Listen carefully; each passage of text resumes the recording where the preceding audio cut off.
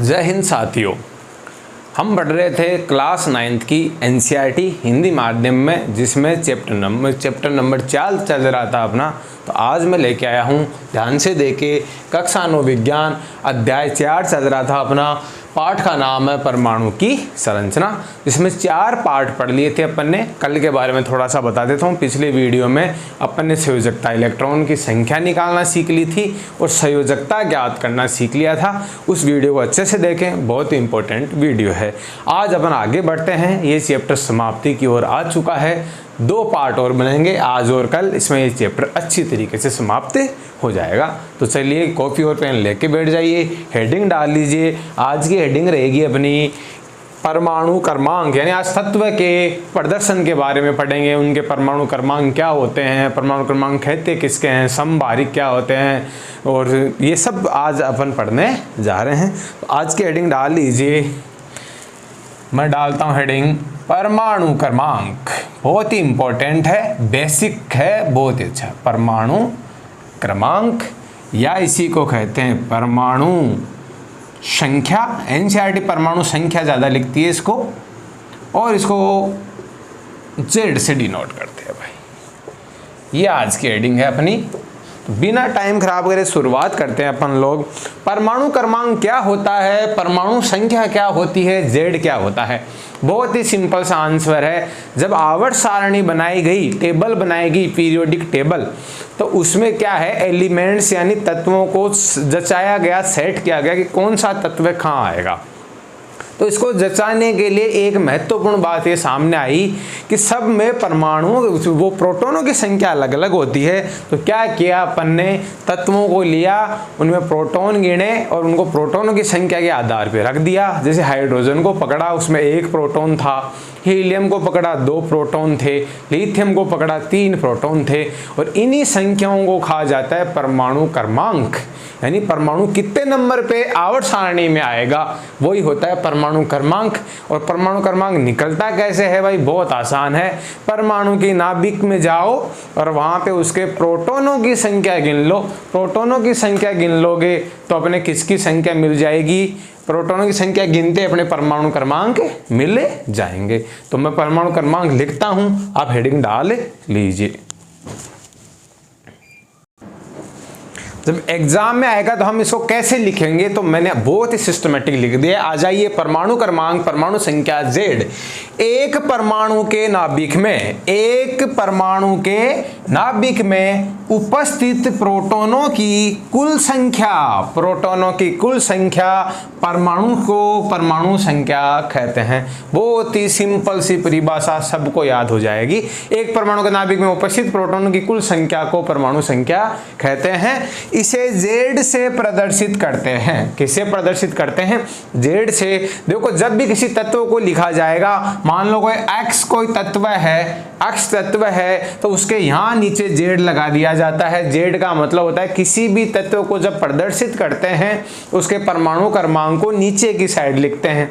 तो ये नीचे एक्स के नीचे इधर जेड, तो यहाँ परमाणु क्रमांक आता है। जैसे कभी आपने देखा होगा कि 6C12, ये पीछे आए होंगे, कार्बन के ऊपर 12 है और लिखा हुआ था, नीचे 6 लिखा हुआ आता है। तो ये 6 का मतलब ही नीचे कौन है, ये कौन लिखा हुआ है भाई, परमाणु क्रमांक। तो ये नीचे वाली संख्या किसी भी तत्व में परमाणु क्रमांक होती है, और वो सीधे सीधे किसको बताती है कि इस तत्व में कितने प्रोटॉन है, वो तुरंत पता चल जाएगा। तो किसी तत्व को तुरंत देखो लिखा हुआ है और उसके नीचे वाली संख्या को देखो, उसमें उतने ही प्रोटॉन है। तो ये कार्बन में कितने प्रोटॉन है, 6। ऐसे क्लोरीन, क्लोरीन को कभी लिखा हुआ देखा होगा 17Cl35, तो इसका मतलब इसमें 17 है कि क्या है, प्रोटॉन है, दिख गया ऐसे। जैसे ऑक्सीजन 8O16, तो ऑक्सीजन में प्रोटॉन कितने हैं भाई, 8 है। तो बस पता चल गया परमाणु क्रमांक क्या होता है, परमाणु संख्या क्या होती है। ये लाइन एक अच्छी है, देखो एनसीईआरटी की लाइन है, बुक की लाइन है। किसी तत्व के सभी परमाणुओं की परमाणु संख्या समान होती है। बहुत शानदार सी लाइन है कि कोई भी तत्व है, उसके सभी परमाणु हैं, उनकी परमाणु संख्या Z है, वो समान मिलेगी। थोड़ा इसको समझा देता हूं मैं। मान लो आपने हाइड्रोजन को चेक किया, हाइड्रोजन को पकड़ा, हाइड्रोजन आपने यहाँ से पकड़ा, कहीं समुद्र में से हाइड्रोजन लिया, कहीं हवा में से हाइड्रोजन लिया, किसी केमिकल में से हाइड्रोजन निकाला, अलग अलग अलग अलग जगहों से तुम हाइड्रोजन को इकट्ठा करके लेके आए, फिर उनको चेक किया तुमने क्या देखा कि सभी हाइड्रोजन में शायद न्यूट्रॉन अलग हो सकते हैं और कई संख्याएं मिसमैच हो सकती है, लेकिन उनमें प्रोटॉन कभी भी मिसमैच नहीं होंगे। दुनिया की किसी भी कोने से किसी भी हाइड्रोजन को पकड़ के लाओ, सब में हाइड्रोजन में प्रोटॉन कितना मिलेगा? 1 प्रोटॉन। मतलब हाइड्रोजन में प्रोटॉन एक ही होगा, भले कहीं से भी लेकर आए हुए हो। ध्यान रखना, न्यूट्रॉनों की संख्याएं बदलती हैं, थोड़ी देर बाद में पता चलेगा। कई परमाणुओं में प्रोटॉन तो सेम होते हैं बट न्यूट्रॉन चेंज हो सकते हैं। जैसे हाइड्रोजन में, हाइड्रोजन 3 प्रकार के हाइड्रोजन होते हैं, अभी थोड़ी देर में आने वाला है। एक हाइड्रोजन ऐसा होता है जिसमें न्यूट्रॉन 0 होते हैं, एक हाइड्रोजन ऐसा होता है जिसमें 1 न्यूट्रॉन होता है, एक हाइड्रोजन ऐसा होता है जिसमें 2 न्यूट्रॉन होते हैं। मतलब हाइड्रोजनों की संख्या चेंज, हाइड्रोजन में न्यूट्रॉनों की संख्या चेंज हो जाएगी बट प्रोटॉनों की संख्या कभी भी चेंज नहीं होगी। अतः मैं कह सकता हूँ तीसरी वाली लाइन बहुत अच्छी है कि कोई एलिमेंट है, कोई तत्व है, उसके सभी परमाणु कहीं से भी उठा लो, उसका कोई परमाणु लेके आओ आप और उस परमाणु की नाभिक को चेक करो, उनमें न्यूट्रॉन चेंज मिल सकते हैं बट प्रोटॉन चेंज नहीं मिलेंगे। अर्थात परमाणु संख्या कैसी मिलेगी? समान। इसीलिए उसको हाइड्रोजन बोलेंगे, इसलिए उसको वही तत्व नाम देंगे। परमाणु संख्या से ही तत्व की आइडेंटिटी होती है कि इतना प्रोटॉन है, इसका मतलब ये परमाणु है, ये एलिमेंट है। तो बहुत अच्छे से आपको समझ में आ गया होगा परमाणु संख्या, परमाणु क्रमांक Z। अब दूसरी राशि पढ़ेंगे द्रव्यमान संख्या। इसको नोट कीजिए, हेडिंग डालते हैं।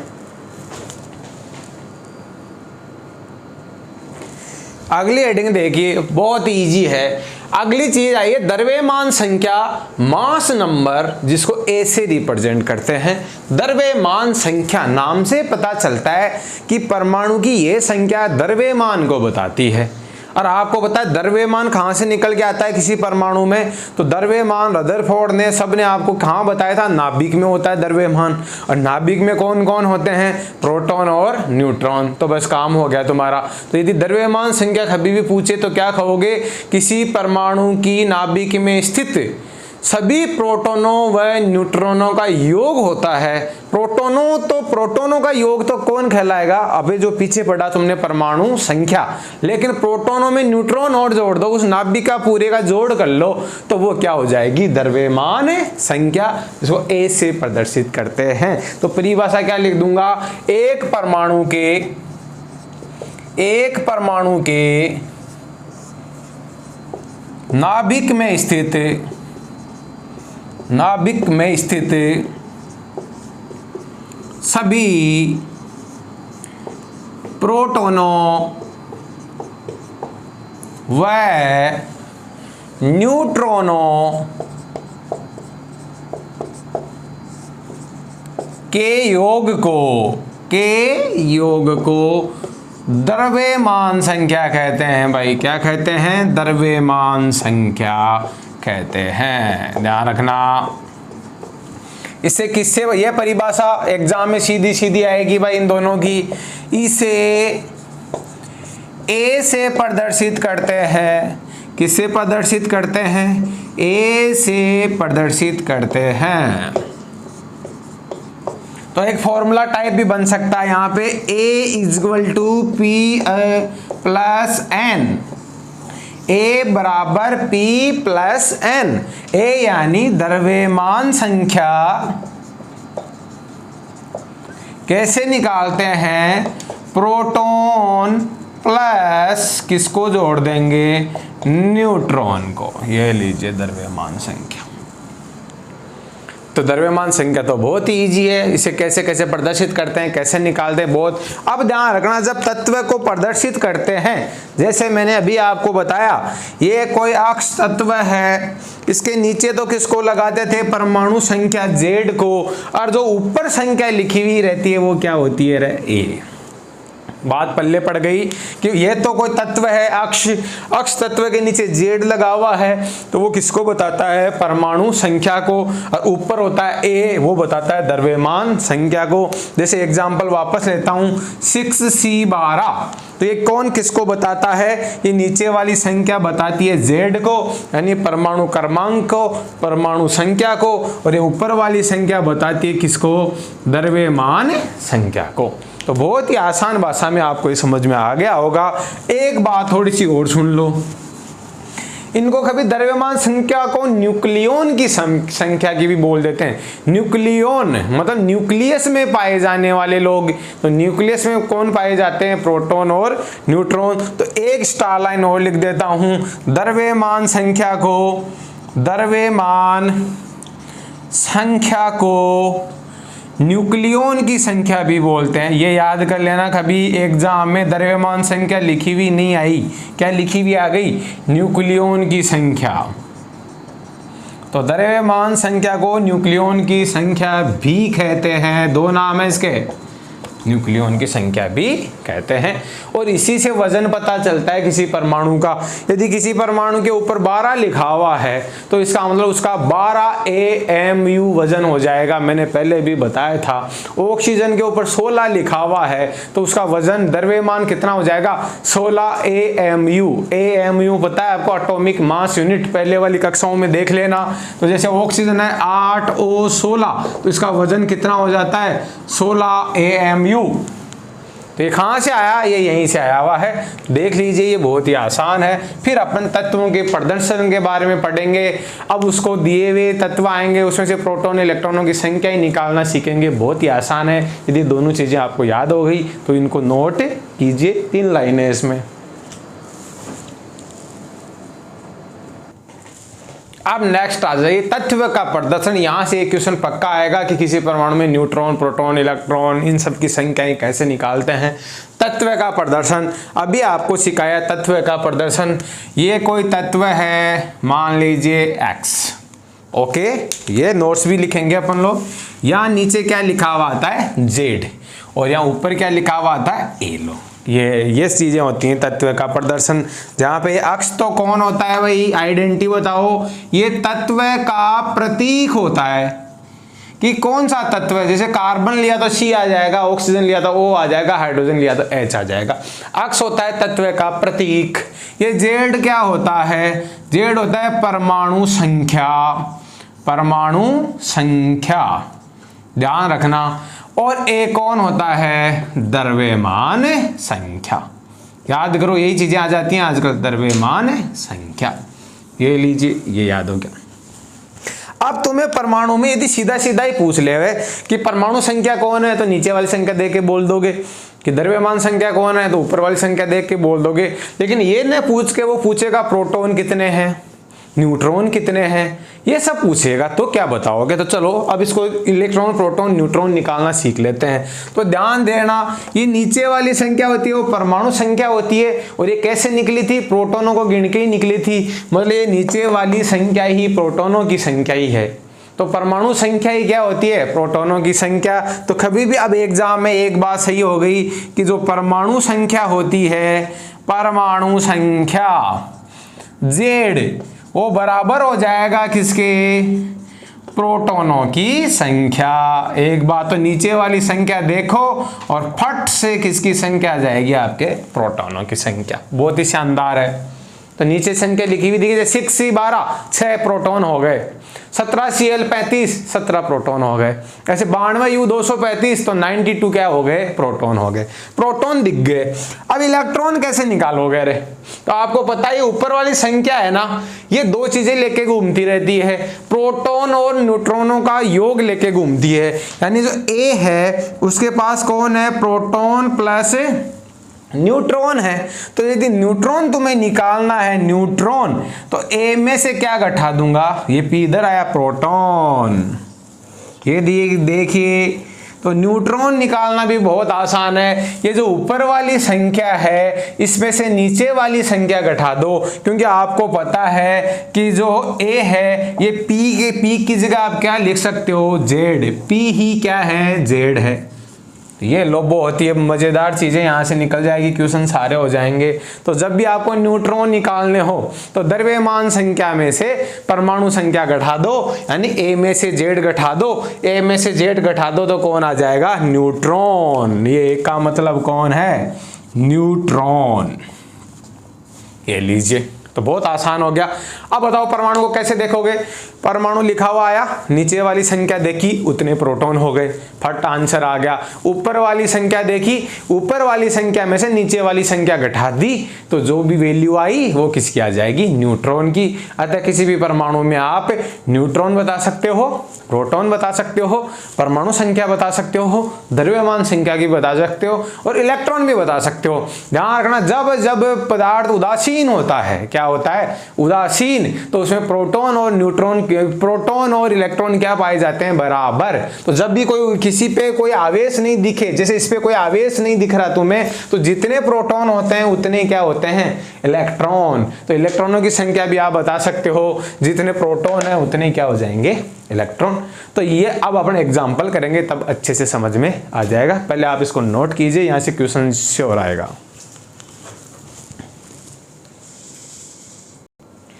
ये लीजिए आपके सामने क्वेश्चन है, 17Cl35 में प्रोटॉन, न्यूट्रॉन, इलेक्ट्रॉन की संख्या बतानी है। बहुत आसान। तो बोलो, देख देख के उत्तर करते हैं अपन, हल लिखते हैं। नीचे वाली संख्या देखा, अपन तो सब भी निकाल लेते हैं, इसमें प्रोटॉन, न्यूट्रॉन, इलेक्ट्रॉन ही बोला, अपन परमाणु संख्या भी बता देते हैं, द्रव्यमान संख्या भी बता देते हैं। तो चलो परमाणु संख्या बताओ। परमाणु संख्या Z कितना है इसमें? तो नीचे है 17। तो जितना Z होता है उतना ही कौन होता है? प्रोटॉनों की संख्या।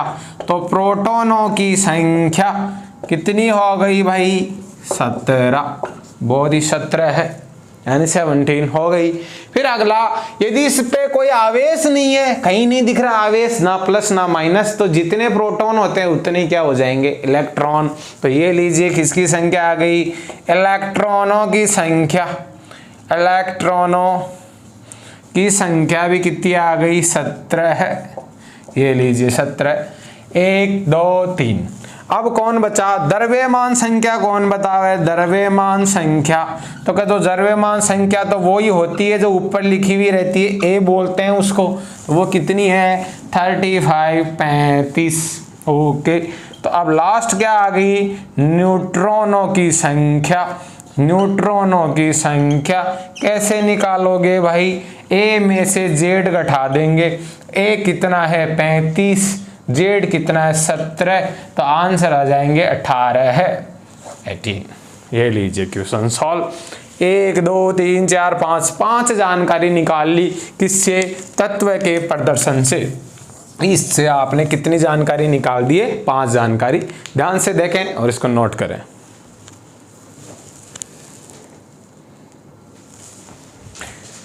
थोड़ा सा हार्ड क्वेश्चन कर लेते हैं, मतलब थोड़ी कैलकुलेशन सी थोड़ी डंकी हो। तो ये एक कोई तत्व दिया है तुम्हें, 92U235, 92U235 में तुम्हें प्रोटॉन बताने, न्यूट्रॉन बताने, इलेक्ट्रॉन बताने, पर अपन तो सभी चीजें बताएंगे भाई। चलो पहले क्या निकालते हैं? परमाणु संख्या बताओ।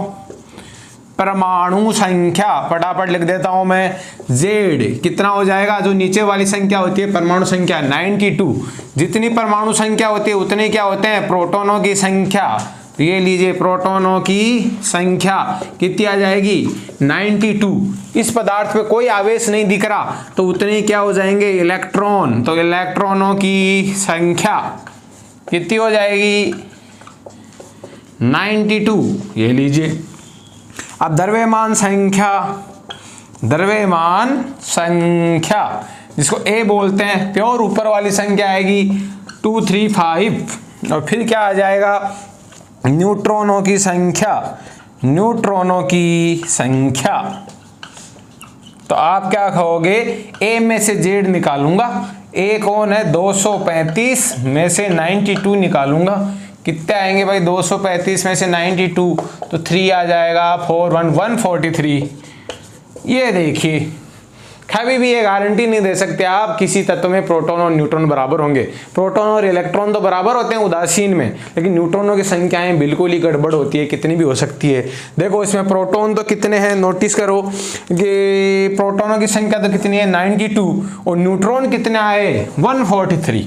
तो न्यूट्रॉन होते हैं, कितने भी ज़्यादा हो सकते हैं न्यूट्रॉन, कई बार नहीं भी होते हैं। तो ये बहुत सारी चीज़ें हैं। तो आपने बहुत ही अच्छा सा प्रश्न कर लिया है। इस हिसाब से आपने ये चीज़ें समझ ली। परमाणु क्रमांक क्या होता है, द्रव्यमान संख्या क्या होती है, तत्वों को प्रदर्शित कैसे करते हैं, तत्व के प्रदर्शन में से जानकारियाँ कैसे हासिल करते हैं। तो ये पॉइंट यहीं पे खत्म होता है। फिर अपने अगली हेडिंग डालते हैं, चैप्टर समाप्ति की ओर है। तो बहुत ही इंटरेस्टिंग चैप्टर है समस्थानिक, बहुत ही प्यारा सा है, जहाँ से पक्के क्वेश्चन आते हैं और ये 12th तक आपके साथ रहेगा। 12th तक ये हर केमिस्ट्री फिजिक्स सब में आता हुआ रहेगा। तो अगली हेडिंग डालेंगे समस्थानिक, पहले ये नोट कीजिए। आ जाइए हेडिंग डाल लीजिए समस्थानिक आइसोटॉप्स क्या होते हैं। ये क्वेश्चन बहुत ही ज़्यादा आता है, ध्यान से पढ़ेंगे अपन। पहले इसको थोड़ा सा समझते हैं। आपने क्या है, दुनिया के हर कोने से मान लो हाइड्रोजन इकट्ठी करी। क्या इकट्ठी करी, हाइड्रोजन। तो ये मैंने 3 हाइड्रोजन लेके आया, ऐसे एग्जाम्पल के तौर पर ले रहा हूँ, हाइड्रोजन हाइड्रोजन हाइड्रोजन। तो आपको पता है, अभी थोड़ी देर पहले बताया, इनका जेड तो नहीं चेंज होता। यदि हाइड्रोजन है तो जेड तो सेम ही मिलेगा सबका। जेड कितना मिलेगा, इसका जेड 1, तो इसका जेड भी क्या मिलेगा 1, और इसका जेड भी क्या मिलेगा 1। यानी परमाणु संख्या तो किसी तत्व के जो भी परमाणु है सब में सेम ही मिलती है। लेकिन जब मजा जब आया, इन लोगों ने इनमें न्यूट्रॉन पकड़ने स्टार्ट किए, न्यूट्रॉन गिनने स्टार्ट किए, तो इसमें तो न्यूट्रॉन मिले 0। कितने न्यूट्रॉन मिले, 0। ध्यान देना, तो 0 न्यूट्रॉन मिले। तो ये प्रोटॉन और न्यूट्रॉनों का जोड़ होता है, वो कहाँ आता है, ऊपर आता है कि नहीं आता। तो ये है प्रोटॉन, ये है न्यूट्रॉन, तो 1 + 0, तो यो कितना आया 1। ये होती है द्रव्यमान संख्या। तो एक हाइड्रोजन तो ऐसा दिखा आप लोगों को प्रकृति में 1H1। ध्यान देना, अभी 1 मिनट में समझ में आ जाएगा। इन्होंने देखा कि ये हाइड्रोजन में जेड तो एक ही था, इन्होंने देखा इसमें न्यूट्रॉन है वो एक था, प्रोटॉन भी एक न्यूट्रॉन भी एक, तो 1 + 1 करोगे तो ऊपर कितना आ जाएगा 2, ऊपर दोनों का जोड़ आता है। ठीक है, उन्होंने देखा एक हाइड्रोजन ऐसा मिला हमें, चलो भाई ठीक है। फिर एक हाइड्रोजन ऐसा और दिखा प्रकृति में जिसमें न्यूट्रॉन 2 थे। न्यूट्रॉन, ये न्यूट्रॉन ये लिखने नहीं है अभी, समझने के लिए है, फिर इसको सिस्टमेटिक लिखाएंगे। न्यूट्रॉन कितने हैं 2, तो जब आपने योग किया 1 + 2 तो कितना आया 3। अब देखो ध्यान से इन तीनों को, तीनों है तो हाइड्रोजन ही, hydrogen hydrogen hydrogen. Z same है इनका 1 1 1, लेकिन देखा ऊपर वाली संख्याएं क्या होती हैं भाई, अभी पढ़ा दिया इसलिए पढ़ाया वो, द्रव्यमान संख्या। द्रव्यमान संख्याएं कैसी आ रही है, डिफरेंट 1 2 3। और इन्हीं लोगों को आपस में समस्थानिक बोलते हैं। क्या बोलते हैं, समस्थानिक। किसी एक ही तत्व के अलग अलग परमाणु होते हैं, एक ही तत्व के अलग अलग परमाणु, यानी एक ही तत्व के परमाणु जिनमें परमाणु संख्या तो समान होती है, परमाणु संख्या कैसी होती है, समान, परंतु द्रव्यमान संख्याएं अलग अलग होती हैं। ऐसे परमाणुओं को समस्थानिक कहते हैं। क्या कहते हैं, समस्थानिक। इसकी दूसरी डेफिनेशन भी दे सकते हो, कैसे, यदि ये सेम है इसका मतलब प्रोटॉन सेम है, तो आप ये कह सकते हो एक ही तत्व के अलग अलग परमाणु जिनमें प्रोटॉनों की संख्या तो सेम होती है, प्रोटॉनों की संख्या क्या होती है, सेम, परंतु न्यूट्रॉनों की संख्या क्या होती है, अलग अलग। तो बात तो वही है। तो इन्हीं दोनों डेफिनेशन किसकी हैं, समस्थानिक की। 9 क्लास 10 क्लास 11 12 सब में आती है समस्थानिक की परिभाषा लिखिए तथा इसको उदाहरण सहित समझाइए। तो अपन तो डेफिनेशन लिख लेते हैं और उदाहरण किसका दे देंगे, हाइड्रोजन का। हाइड्रोजन के प्रकृति में 3 समस्थानिक पाए जाते हैं। कितने समस्थानिक पाए जाते हैं, 3, 1H1 1H2 1H3, 1H1 1H2 1H3। इनके नाम वगैरह सब बता देंगे आपको। इनमें प्रोटॉन कितने होते हैं, न्यूट्रॉन कितने होते हैं, वो पूरा बायोडाटा लिख लेंगे। पहले डेफिनेशन लिखते हैं और आपके समझ में आ गई होगी बात कि समस्थानिक क्या होते हैं। तो अभी इनकी डेफिनेशन लिखवाते हैं, ये लिखने की आवश्यकता नहीं है, ये रफली मैंने समझाया है।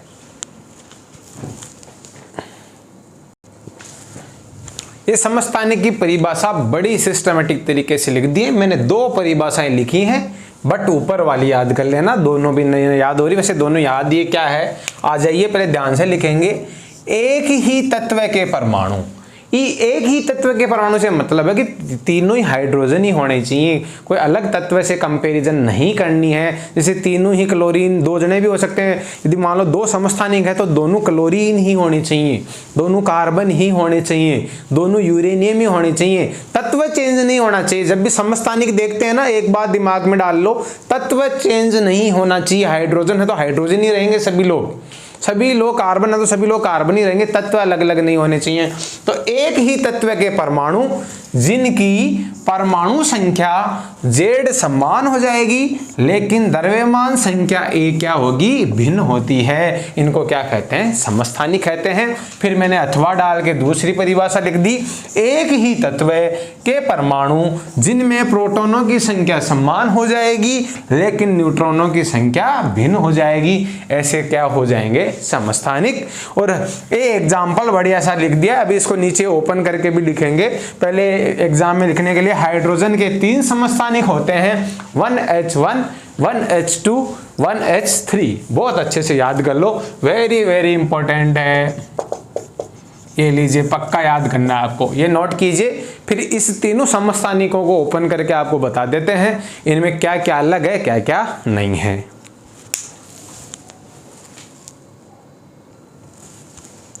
चलिए समस्थानिक के उस उदाहरण को ओपन कर लेते हैं। पहले लिख लेता हूं मैं, क्या क्या बताया आपको, 1H1, इसको क्या बताया 1H2, और ये बताया 1H3। ठीक है, इनके नाम देख लो रे, वैसे तो तीनों ही हाइड्रोजन है, बट ये समस्थानिक है तो अलग अलग इनको पहचानने के हिसाब से नाम अलग दिए गए हैं। ध्यान देना बात पे, हाइड्रोजन ही है तीनों, बट पहचानने के हिसाब से नाम अलग अलग दे दिए गए हैं, तो एग्जाम में आ जाते हैं। तो इनके नाम लिख रहा हूं मैं, इसको प्रोटियम बोल देते हैं।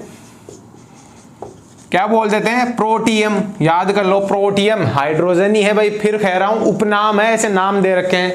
इसको ड्यूटीरियम बोल देते हैं, ड्यूटीरियम, प्रोटियम, ड्यूटीरियम, और ये हो गया आपका ट्राइटियम। याद कर लो, deuterium 2 neutron, tritium 3 neutron, protium 1 neutron, याद रखना। और इनके सिंबल भी थोड़ा, इसको तो सिर्फ H ही बोल देते हैं, तो ये जो आप H पढ़ते हो ना वो है 1H1 वाला, हाइड्रोजन वाला। ड्यूटीरियम को सिंबल के तौर पे D बोल देते हैं, तो D है वो हाइड्रोजन ही है। और ट्राइटियम को क्या बोल देते हैं, T बोल देते हैं। तो ये नई बात है, ये याद कर लो भाई। 1H1 को क्या बोलोगे, प्रोटियम, और 1H2 को क्या बोलोगे, ड्यूटीरियम, 1H3 को क्या बोलोगे, ट्राइटियम। तीनों के नाम याद करो पहले, तो तीनों ही हाइड्रोजन है, ध्यान रखना। इसका सिंबल H, इसका सिंबल ड्यूटीरियम तो D, और ट्राइटियम तो T, स्पेलिंग जिससे स्टार्ट होती है उससे बोल दिया आपने, बस। अब कुछ भी नहीं है इनमें, थोड़ा सा अपन इलेक्ट्रॉन, प्रोटॉन, न्यूट्रॉन निकाल लेते हैं ताकि थोड़ा आपको आइडिया रहे, इससे रिलेटेड कुछ भी न्यूमेरिकल आ जाओ, क्वेश्चन आ जाओ, आप बता सको। पहले मैं निकाल रहा हूं परमाणु संख्या, परमाणु संख्या Z, तो परमाणु संख्या Z 1 1 1 सेम होती है, 1 1 1, ये लीजिए, एक तो खल्लास। फिर को क्या निकाल रहा हूं, द्रव्यमान संख्या, द्रव्यमान संख्या कितना है, ऊपर वाली संख्या द्रव्यमान संख्या होती है 1 2 3। ये देखो डेफिनेशन मेज खा रही है ना, परमाणु संख्या सबकी समान होनी चाहिए, द्रव्यमान संख्या अलग अलग होनी चाहिए। ये हो गई द्रव्यमान संख्या। ये लीजिए, प्रोटॉन बताओ, प्रोटॉन, प्रोटॉनों की संख्या, प्रोटॉनों की संख्या जो परमाणु संख्या होती है वो प्रोटॉनों की संख्या होती है, तो 1 1 1। तो तीनों समस्थानिकों में प्रोटॉन कैसे हैं, सेम टू सेम, समान। ये लीजिए लास्ट, लास्ट क्या है, न्यूट्रॉनों की संख्या, न्यूट्रॉनों की संख्या। न्यूट्रॉन कैसे निकालते हैं, ऊपर वाले में से नीचे वाली संख्या घटाते हैं, 1 में से 1 गया 0, ये बहुत ही इंपॉर्टेंट है रे। हाइड्रोजन में न्यूट्रॉन होते ही नहीं है, 1H1 यानी प्रोटियम जिसका नाम होता है उसमें न्यूट्रॉन होते ही नहीं है। इसकी नाभिक में एक ही जना होता है, कौन? ओनली प्रोटॉन, न्यूट्रॉन होता ही नहीं है। पूरी आवर्त सारणी में यही एक ऐसा तत्व है हाइड्रोजन 1H1 जिसको प्रोटियम भी बोलते हैं। इसके पास, बेचारे के पास कोई न्यूट्रॉन नहीं होता, बाकी सबके पास न्यूट्रॉन होते हैं। तो याद रखना, ये अच्छा क्वेश्चन है। उसमें न्यूट्रॉन बताओ, 2 में से 1 गया 1 न्यूट्रॉन, 3 में से 1 गया 2 न्यूट्रॉन। तो ये देखो वो परिभाषा भी, जो सेकंड नंबर वाली परिभाषा क्या कहती थी? प्रोटॉनों की संख्या सेम होनी चाहिए, तो 1 1 1, और न्यूट्रॉनों की संख्या अलग अलग होनी चाहिए, 0 1 2। बिल्कुल परिभाषाएं भी सही बैठ रहे, सब कुछ सिस्टम एकदम एक नंबर है। आप इस उदाहरण को नोट करें, ये उदाहरण बहुत ही ज़्यादा फेमस है। इसके बाद में एक पॉइंट और पढ़ लेते हैं। समस्थानिक पूरा हो गया, एक हेडिंग बची है चैप्टर की, संभारिक, जिसके नाम से पता है क्या पढ़ने जा रहे हैं। तो अगली हेडिंग डालेंगे संभारिक, पहले नोट कीजिए आप।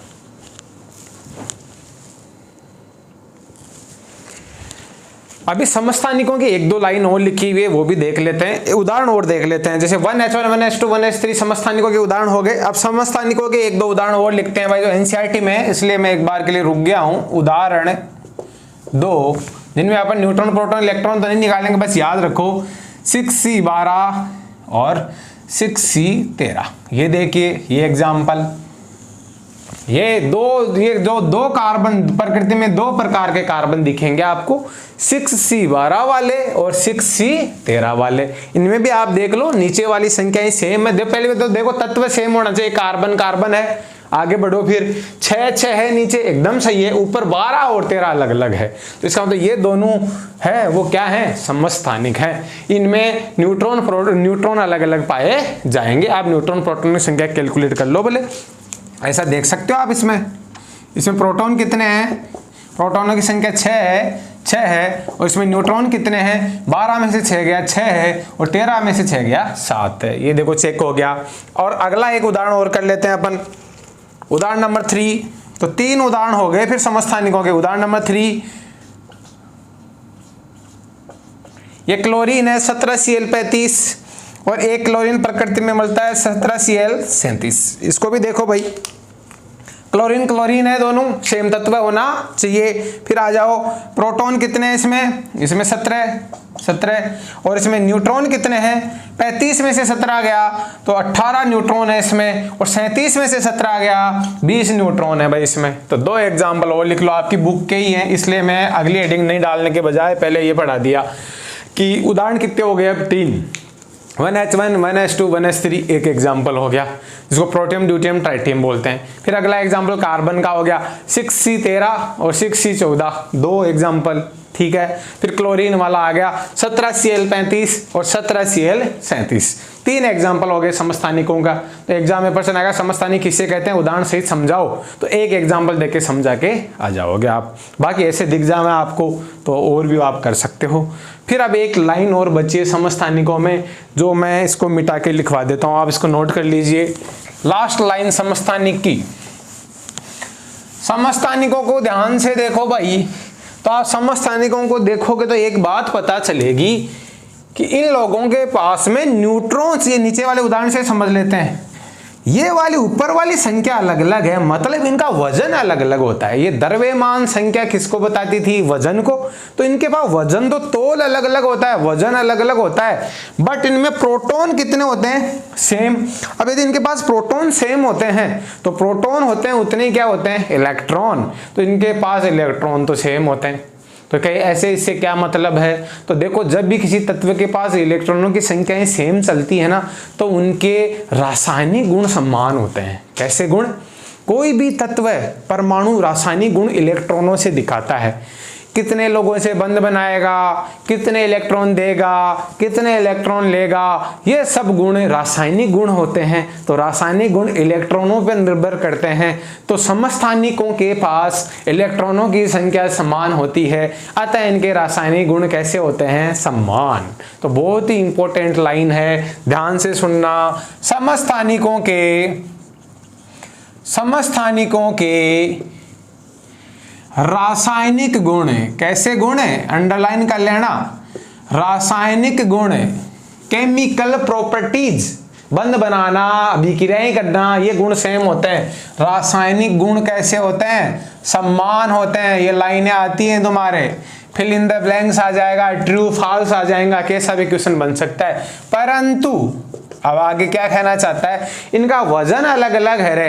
तो वजन अलग अलग है तो इनके गलनांक, खवतनांक ये सब अलग होंगे, जिनको बोलते हैं फिजिकल प्रॉपर्टी। जैसे इनका मास यानी द्रव्यमान, वजन वगैरह सब अलग होंगे। फिजिकल प्रॉपर्टीज अलग होगी। फिजिकल प्रॉपर्टीज मतलब भौतिक गुण है। कौन से गुण? परंतु इनके कौन से गुण अलग होते हैं? भौतिक गुण अलग होते हैं। भौतिक गुण भिन्न होते हैं। शानदार लाइन है। जब अंतर लिखोगे ना अभी आगे जाके तब काम आएगी भाई। तो वापस देख लो इस लाइन को। समस्थानिकों के रासायनिक गुण, कौन से गुण? रासायनिक गुण कैसे होते हैं? समान होते हैं, परंतु इनके भौतिक गुण भिन्न होते हैं। भौतिक गुण क्या होते हैं? भिन्न। अब जाके तुम्हारा समस्थानिक का हुआ दी एंड। बहुत अच्छे से समझा अपने समस्थानिक को। अब क्या क्लास ज़्यादा बड़ी हो जाएगी, इसे इस चैप्टर का एक पार्ट और बचा है जो कल अपलोड किया जाएगा, जिसमें अपन समभारिक पढ़ेंगे। कुछ एक औसत द्रव्यमान टाइप कुछ आता है, भिन्नात्मक द्रव्यमान और समभारिक और समस्थानिक में अंतर। तो बाकी 30-35 मिनट की क्लास कल आएगी। आज के लिए इतना ही पर्याप्त है। ध्यान से पढ़ें आप और चैनल को सब्सक्राइब करें। इसी के साथ जय हिंद, जय भारत।